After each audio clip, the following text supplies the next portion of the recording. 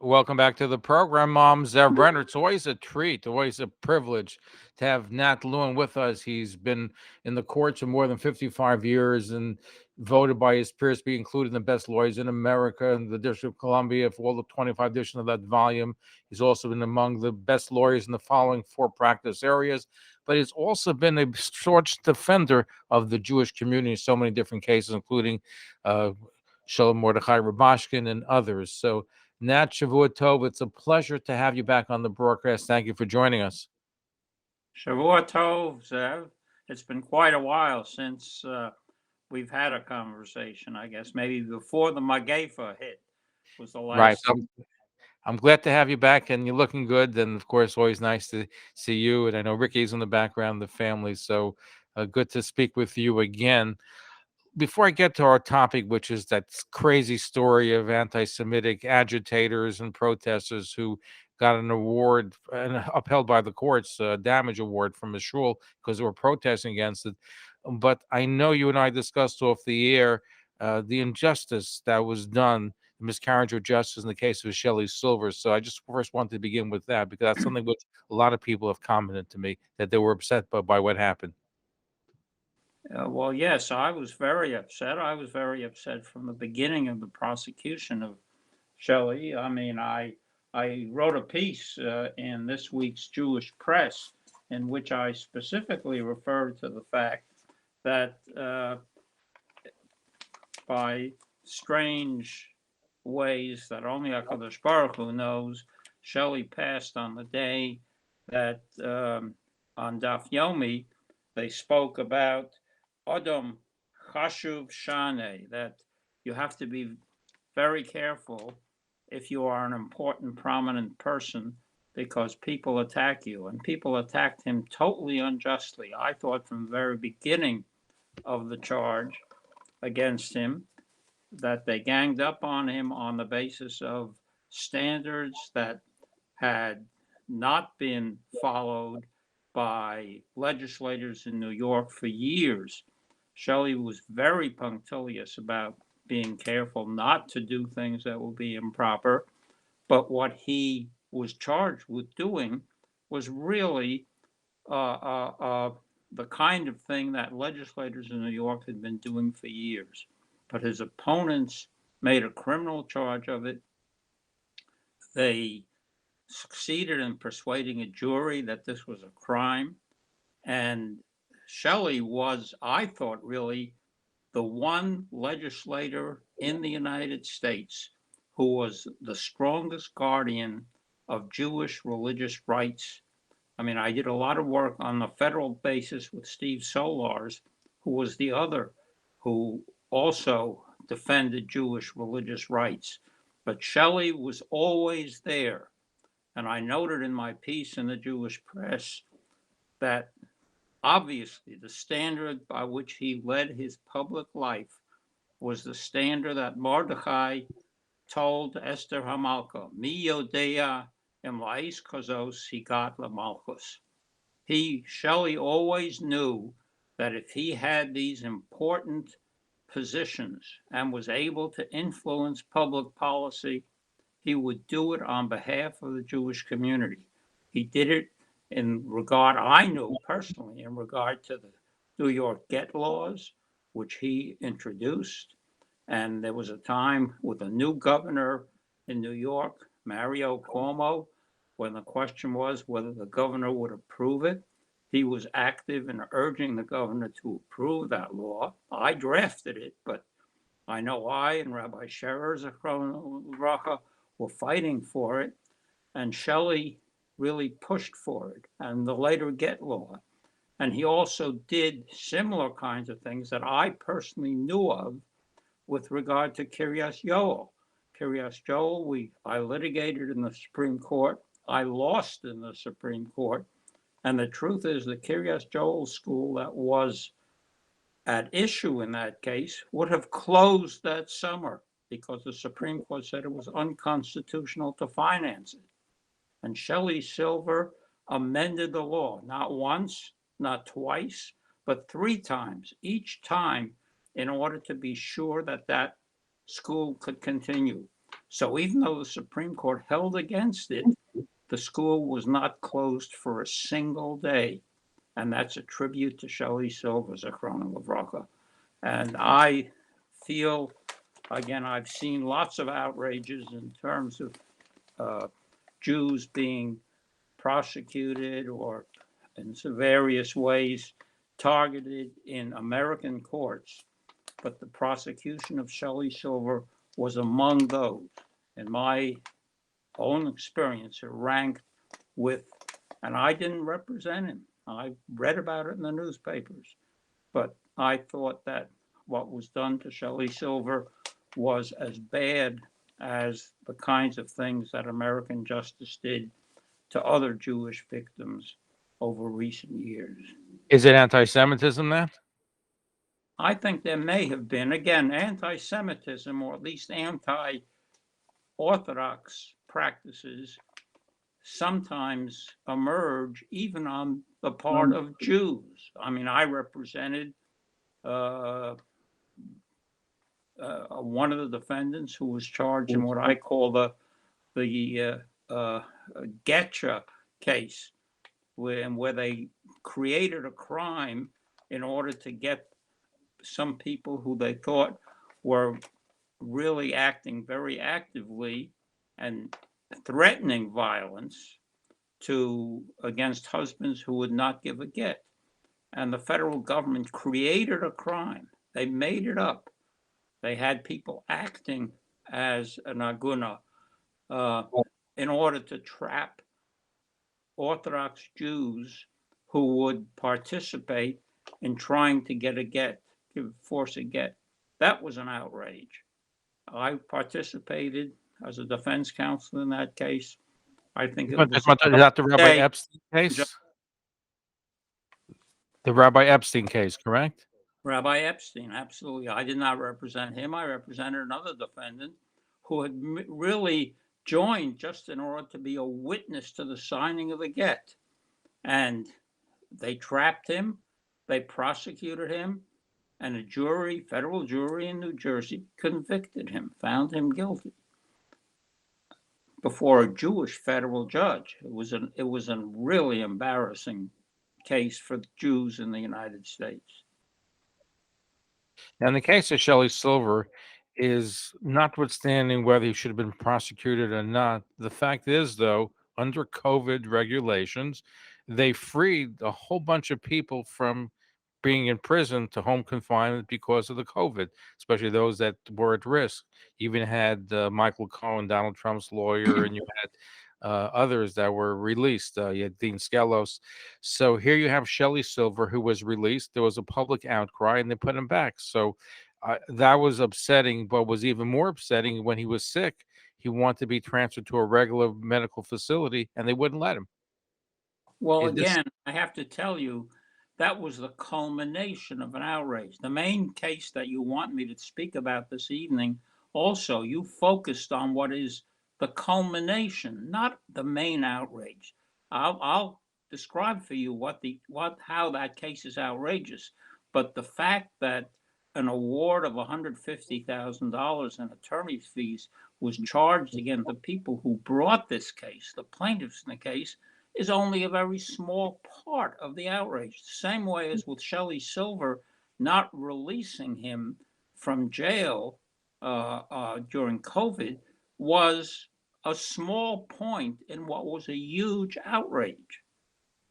And what we should be objecting to is not merely that little point at the very end. Of course, that was terrible, but that's not the main tragedy. And the main outrage of the Shelley Silver history was the prosecution of Shelley Silver and what they did in terms of going after him because he was so powerful and had managed to move into a position of great prominence.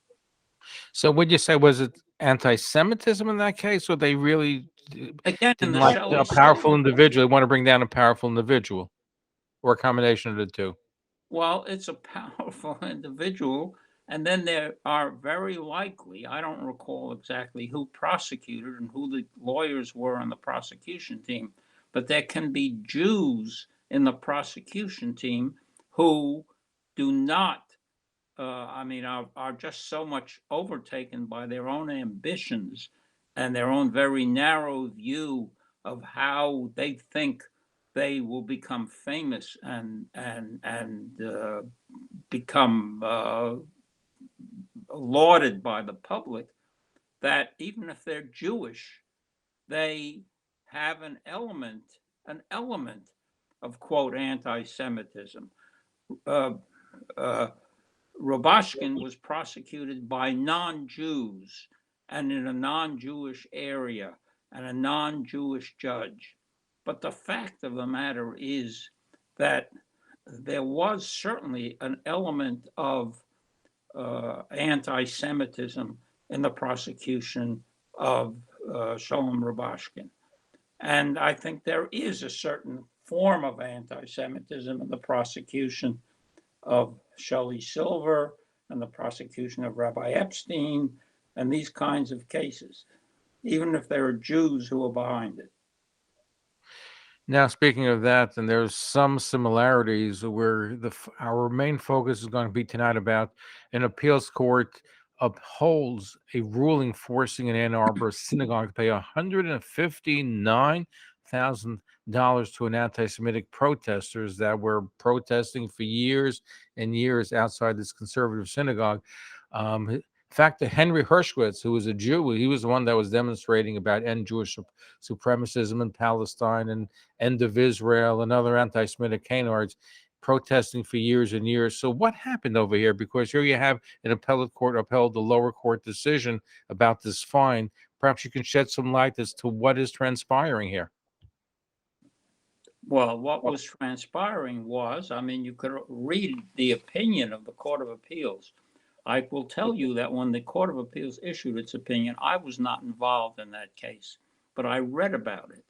And I wrote a piece at that point, printed in JNS, that said, this is a clear and present danger to Jews in the United States, to American Jews.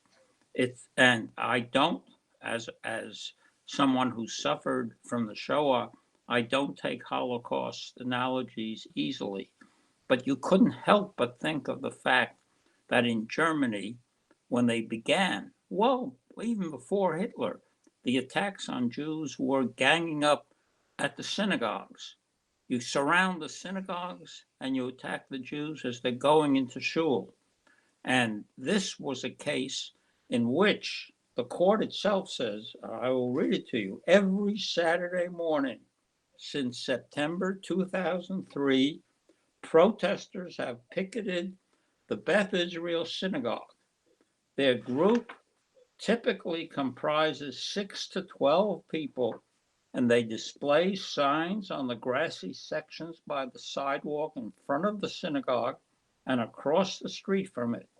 The signs carry inflammatory messages with statements such as resist Jewish power corrupts, stop funding Israel, end the Palestinian Holocaust, and no more Holocaust movies. To stand around the shul, not during the week when it may be empty and maybe occasionally people come there, but deliberately to gather there when the people are coming on Shabbos morning to daven and to have those kinds of signs, that's not free speech. And yet, the problem is that an American court, a court of appeals for the Sixth Circuit, 3 judges of that court, led by their chief judge, said, oh, this is part of the Israeli-Palestinian dispute, and it's free speech, and therefore it's permitted. That was nonsense. Is hate speech considered free speech, Nat? The problem is that there are cases which say that, you can hold up placards, you can hold up signs. If you don't go in, generally these are cases now that involve abortion clinics. And the anti-abortion activists surround abortion clinics with signs of this kind, protesting abortions. And courts have said, oh, that's protected free speech. Well, that's not.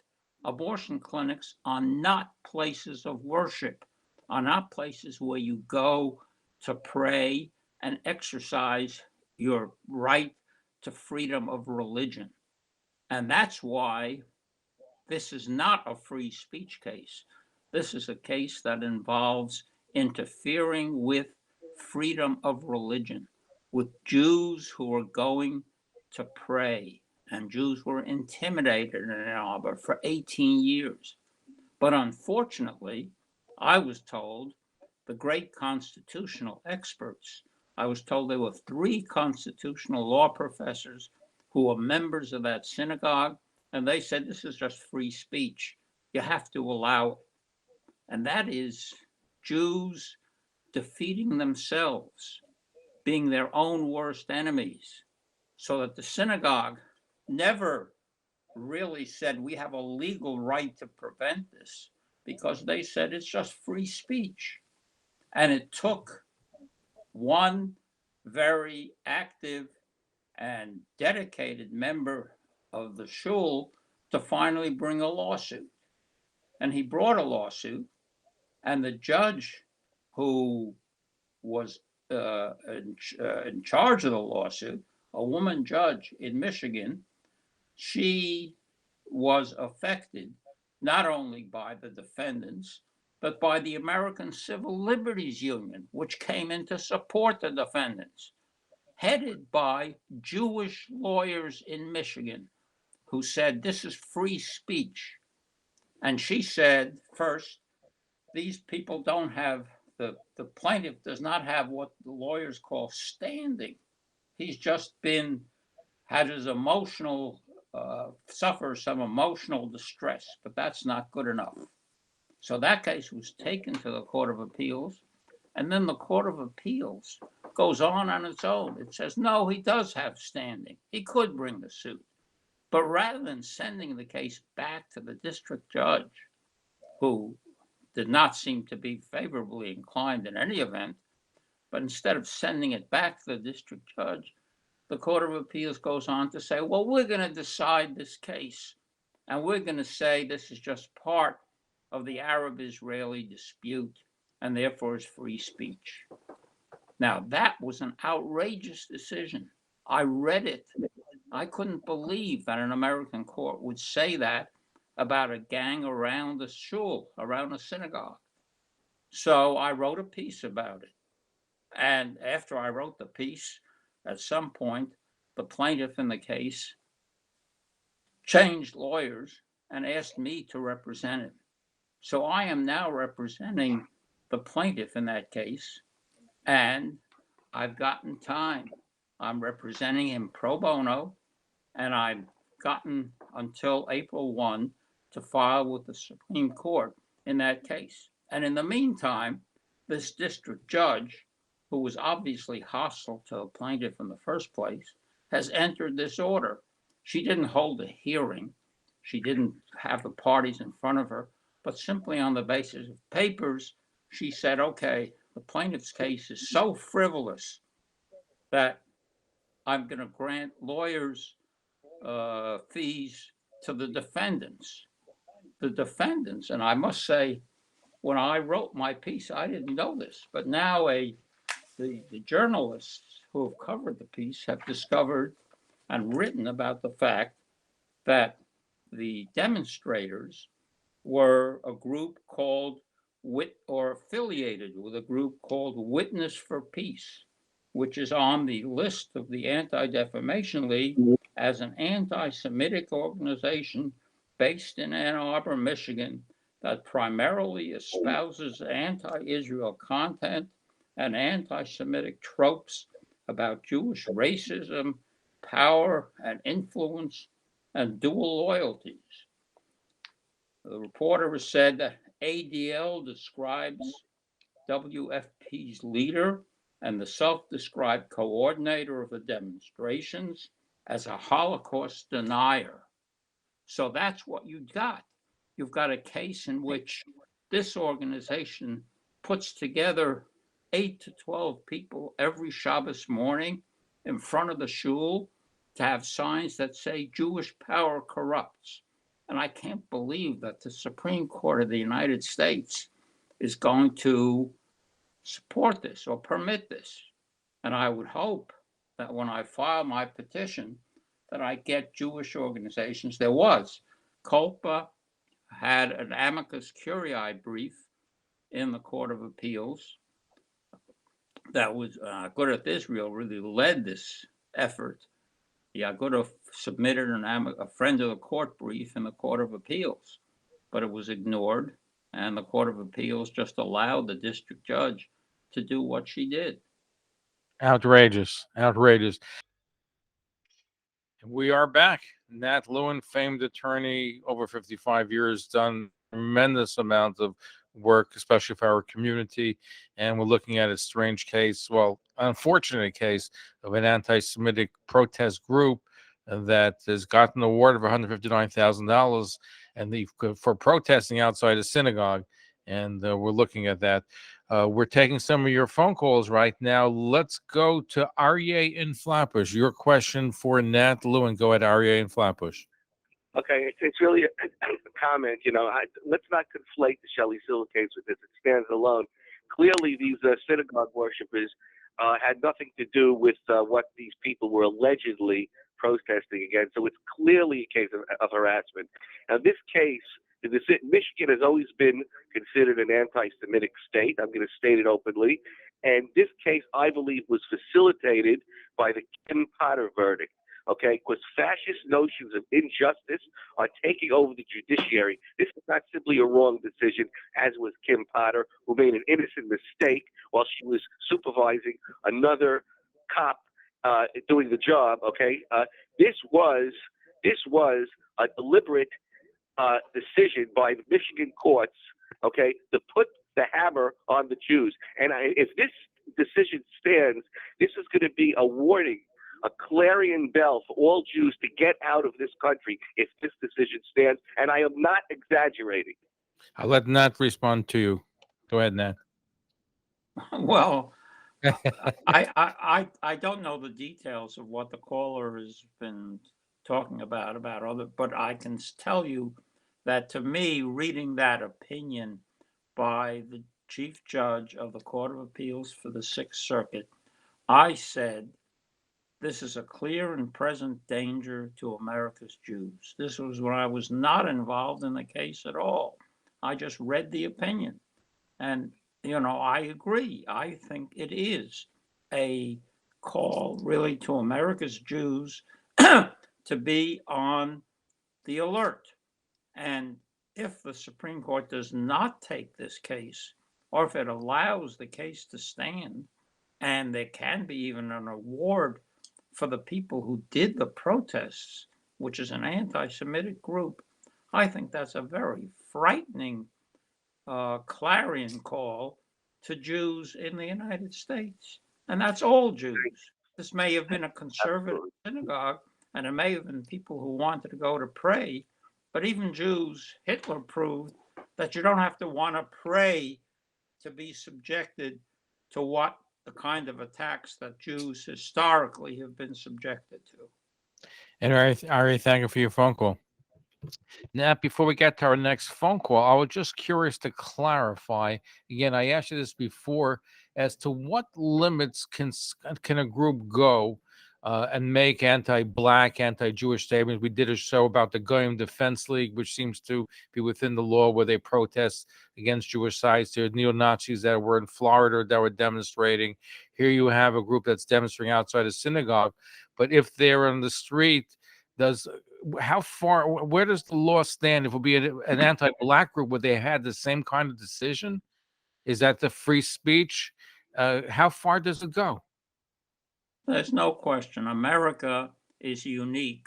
And in a certain sense, for all the years I've been litigating, I've been proud of the fact that America is unique in protecting free speech. And to the extent that these demonstrators, anti-Semites they may be, if they simply marched around the streets of Ann Arbor with these signs, they would have a free speech right to do that. They could carry signs that said Jewish power corrupts, Jews have too much power, all kinds of lies. But I just say in this case, as a lawyer, as a constitutional lawyer, as someone who was taught in the leading law schools, has taught constitutional law, I say this is not free speech. This is simply harassing religion. This is gathering around a synagogue. What would happen if, and I've said this in the brief I filed already, what would happen if people got around a Muslim mosque and started making assertions that Muslims, have child brides and imprison women, and Sharia law requires death. That would just lead to religious hatred around the mosque or around the Catholic Church, assuming what they said was, the Pope is an abuser of children, and the Catholic Church abuses children. What happens if you would say that around the church? It's one thing you want to say it in an anti-Semitic magazine or publication, or even if you want to walk around the streets of a city with a placard that says it. In the United States, that's free speech. You can say all kinds of hateful things. You couldn't get away with that in a lot of European countries, but in the United States, we're proud of the fact that we have free speech. But to gather around a synagogue when people are coming to pray, that's not free speech. You're not trying to persuade anybody. You're just trying to intimidate and harass people who are engaged in a constitutional right, the right to pray. But when neo-Nazis gathered in Skokie, about 20 some years ago, in a Jewish area, or you say they could march with these hate signs.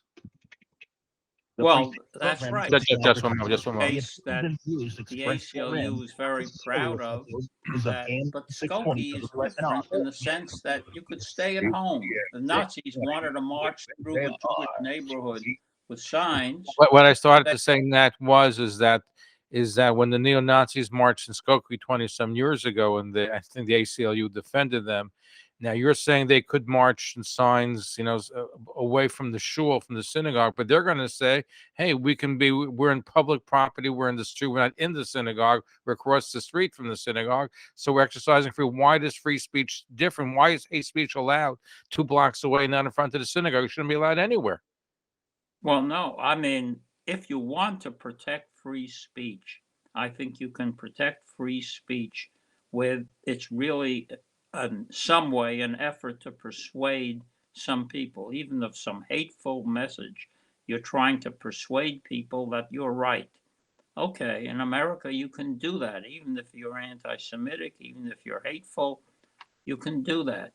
But to gather around the synagogue is not speech, it's action, which is designed to harass and intimidate, which it did.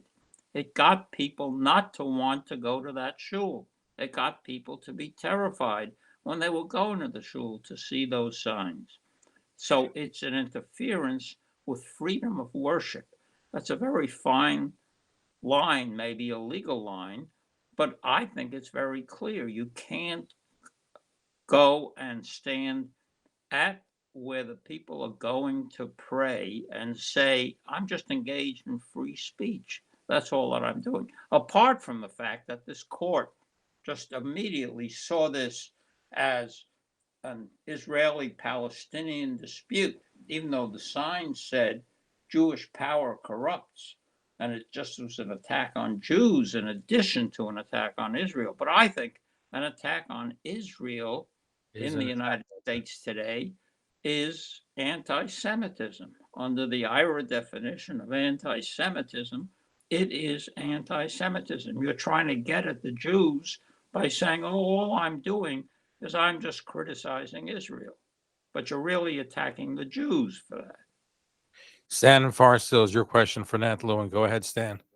I find it difficult, Counselor, that you made the comparison, and it's the same thing with people standing in front of an abortion clinic protesting. and not allowing people to go in is the same thing as these idiots protesting against the Jews and not letting them in. It is the same thing. I don't agree with what they're doing outside. I agree what they were doing inside, but it's the same thing. It's speech. How do you see that it's not? I'm not for either group. Let me make that clear. I'm not for the anti-Semites, and I'm sure not for the people who protest against abortion.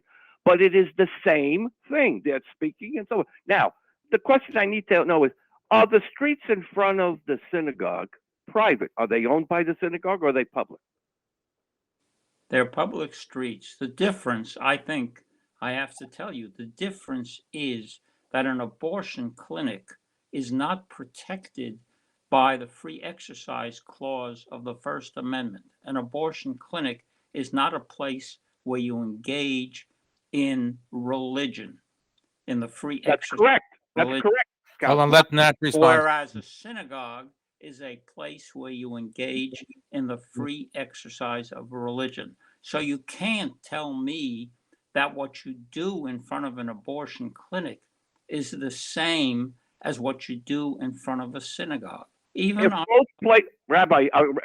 Counselor, if both places, both groups do not allow the people to go in, then it's the same thing, or try to stop it, and so forth, which they do in abortion clinics. It's exactly the same thing. You're bringing in the religious aspect of it, but it's still speech. I can say I hate the abortion clinics because they're killing babies, or I can say I hate the Jews and blah blah blah blah. It's the same thing, exactly, except it's different situation. You're putting more emphasis on the religious aspect, which I understand from your point of view, but it's the same thing. I'm not for these people. I can't stand either one of them. But the other thing is, why didn't the court say go like they do it in conventions? They put the people a mile and a half away or court. Why didn't they do that? Do you know? I have an idea. Why didn't the court do what? I'm sorry, I missed that. In Democratic conventions, when people are protesting, or Republican conventions, they move the protesters away like a mile or a quarter of a mile. And the courts do that in that aspect. How come they couldn't do that in this aspect? You know, That's what the plaintiffs asked for. They said move them 500 feet away from the synagogue. Were they across the street? 1,000 feet away from the synagogue, and Well, they refused.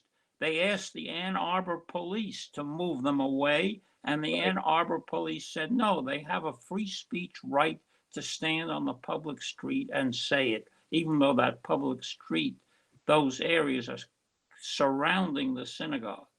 Well, how did they come up with the amount of money? That's what was the money for? Because they went against the group and they said no. And I thought if there were damages to these people physically, they would sue. Why was the money given? That I don't understand. Good question. Why? Where did they come up with that amount of money? Yeah, and for what purpose?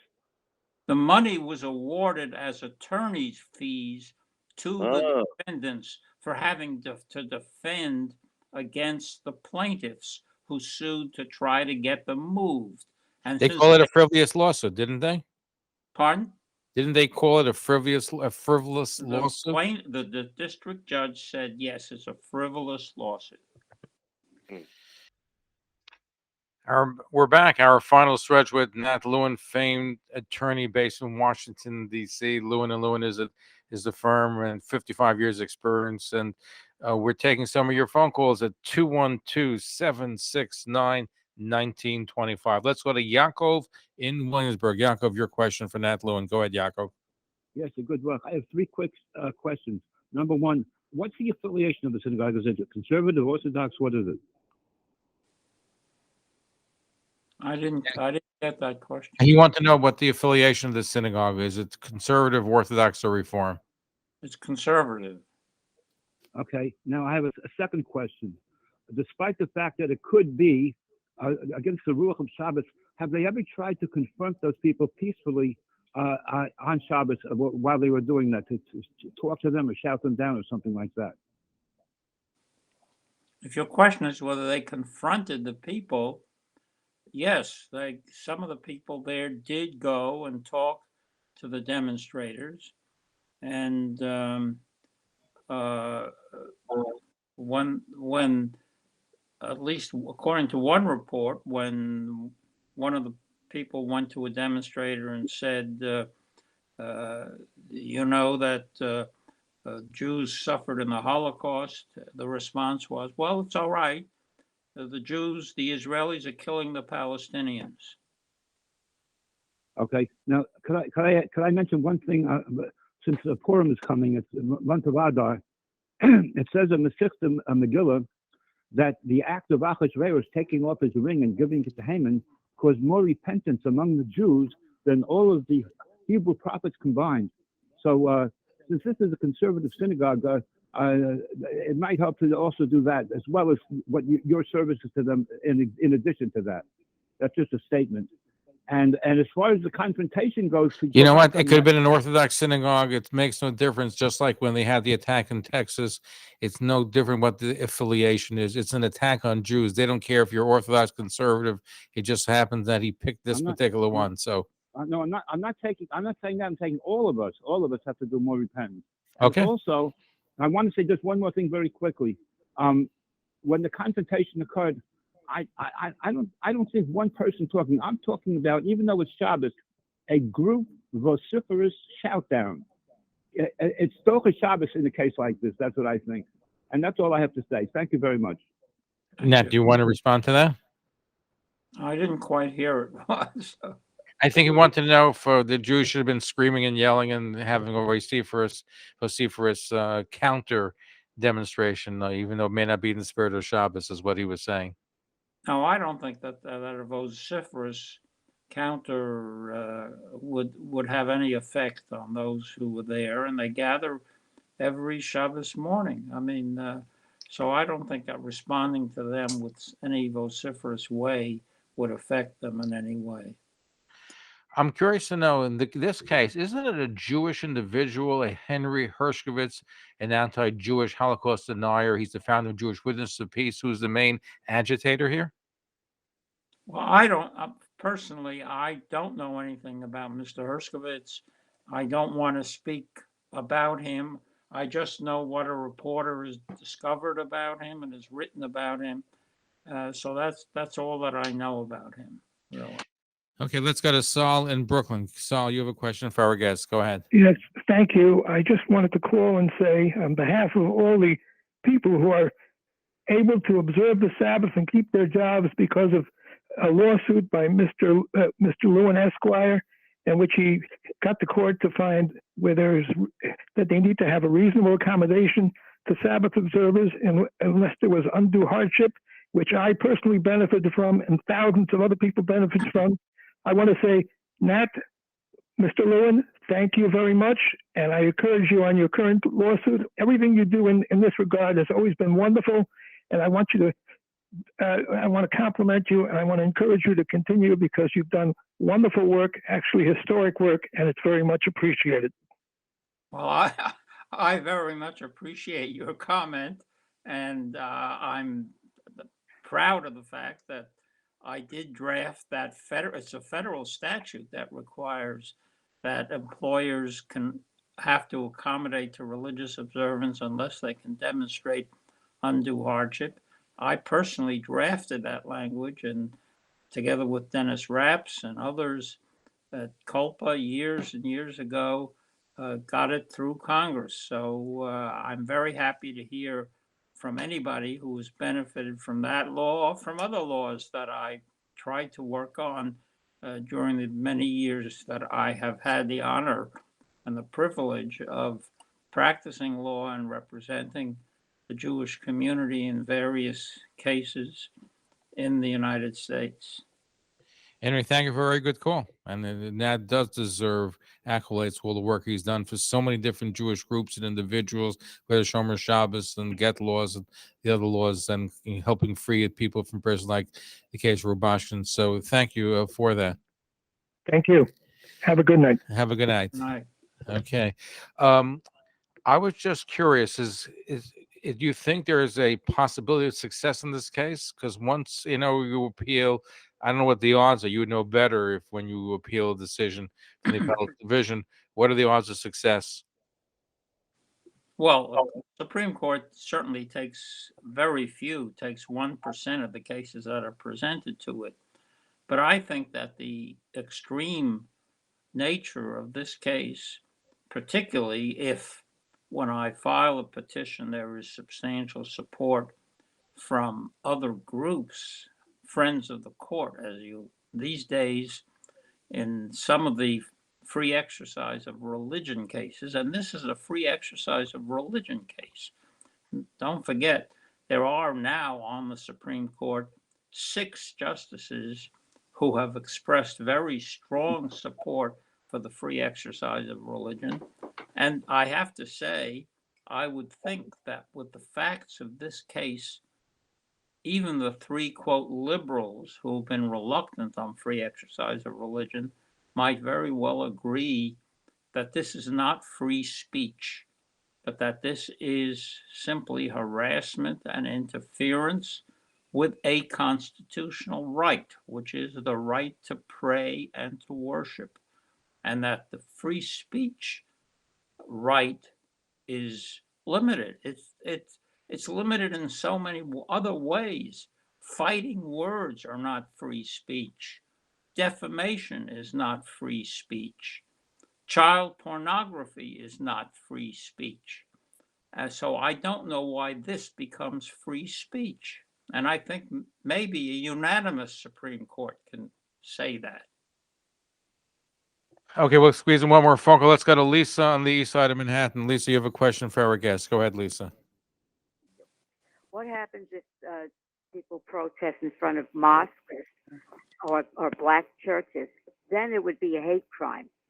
But these liberal idiots, and I mean that, they think that Jews, only 15 million of us in the world, are the oppressors, and they're not. Jewish people don't protest like blacks come out and whatever. They don't protest effectively at all. But it would be a hate crime if this was done in a black church or mosque. It's not free speech. It would be a hate crime. But with Jews, it's okay to do it to them. Very angry at this. I'll let Nat respond to you.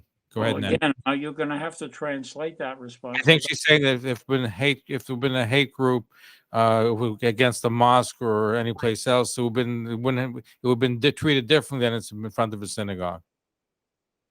Well, I wish I could disagree with you. I don't know whether I can disagree with you. I mean, I think maybe if this had all happened around a mosque, Yeah, or black church. the court might very well have arrived at a different result. I don't know. You can speculate that. There's a basis for that conclusion, I think, on what's happening in the United States today. But the fact is, this happened around the synagogue.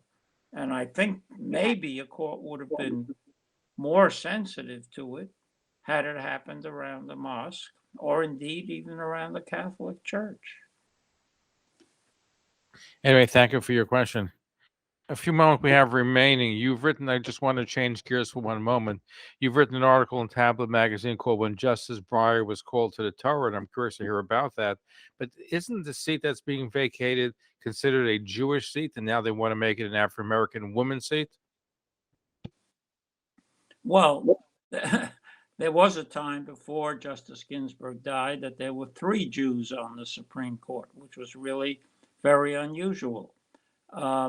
I don't think, although I'm certainly proud of the fact that Louis Brandeis and Benjamin Cardozo and Felix Frankfurter and Arthur Goldberg all were on the Supreme Court, and even Abe Fortas.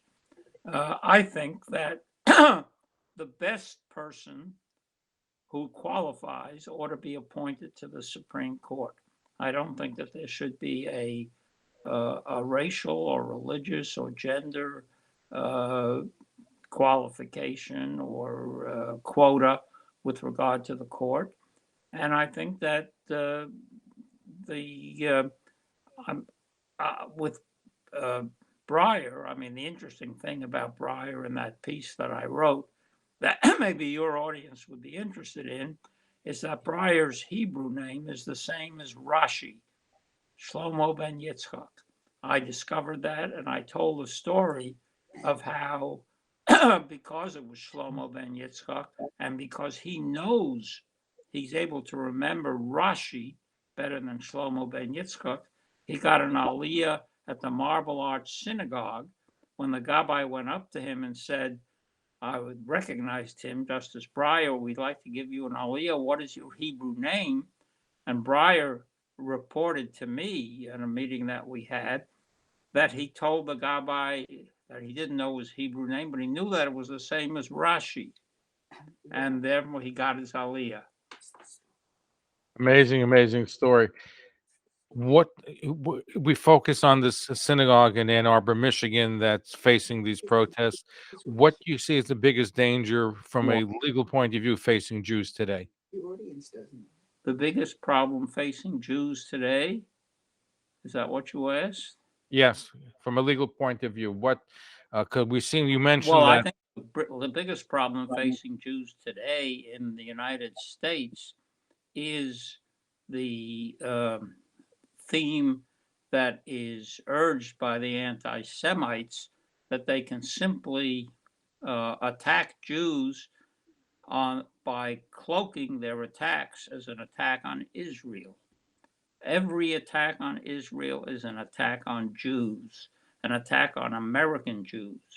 And nobody should be fooled by the fact that people are saying we're only attacking Israel. Israel does not deserve to be attacked, should not be attacked on the grounds it is, and is just a masquerade or a cloak for attacking Jews. So attack on Israel, and that's, I think, the biggest problem today in terms of the Jewish community in the United States. Nat Lewin, a famed attorney, he does so much for our community. Thank you for sharing your wisdom, your insight, and we hope that you have a lot of success in this particular case, all your other cases, and nachas from your children and from the family. In regards to Rick, In regards to Adina and to your family too, and this is a time of simcha. I mean, so these are months of simcha. So we should all have joys, and the greatest joy will be if we're released from the Magefa. I mean, To it. it's a shame the Supreme Court can't hear this case during the month of Adar. Right? That would be nice if we in the month of Adar or the Aleph of Bays, but it's not going to happen. Well, final question: how long would it take if the Supreme Court were to look into this case in our Ann Arbor, Michigan? What time period are we looking at before We're looking at the court taking. If the court takes the case, it will take it probably in May or June, and that means that the case would be argued in the next term of court, which begins in October and might not be decided until 2023, probably. Wow, Nat, thank you for joining us. All right, thank you, and good night.